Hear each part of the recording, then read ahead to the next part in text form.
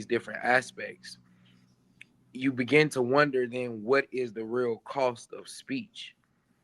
Meaning, I can say something like us as commentators. If we go on a college campus, we're going to say something somebody don't like.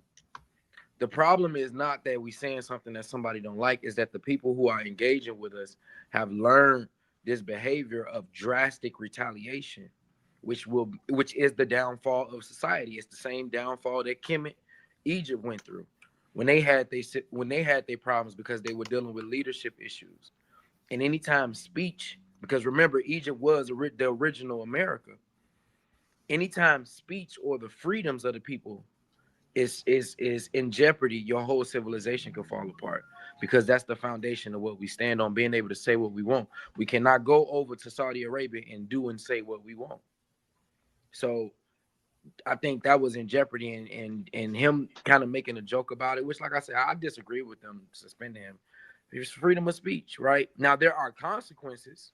Supposedly. No, but see, there are consequences. You can say what you want, but that don't mean that I got to keep you as my employee. So I'm not mad at them for it. It's business. It's not personal. Like you Any can say any what you any want to a network, certain extent. yeah, but any network has the right to be able to say who they want to represent them or not.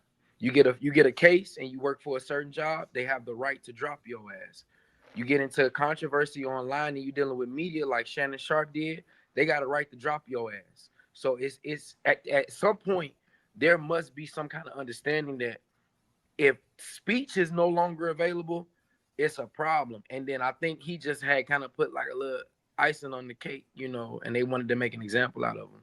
But like I said, I didn't agree with them suspending him or letting him go. Let people say what they want, and he is a comedian, so they're gonna push the lines a lot harder than the average person. So like, I mean, I agree with y'all on that. To me, it's just a whole bunch. He really didn't say much that crazy to have him suspended or to a breach of contract or anything like that. But that's my opinion on it. Yeah, I agree when it comes to him being suspended was crazy. But I feel like it's also another distraction. Like how you said, Lou, going deeper into it, my thoughts were you basically said all of what I want to say when it comes to freedom of speech, and it's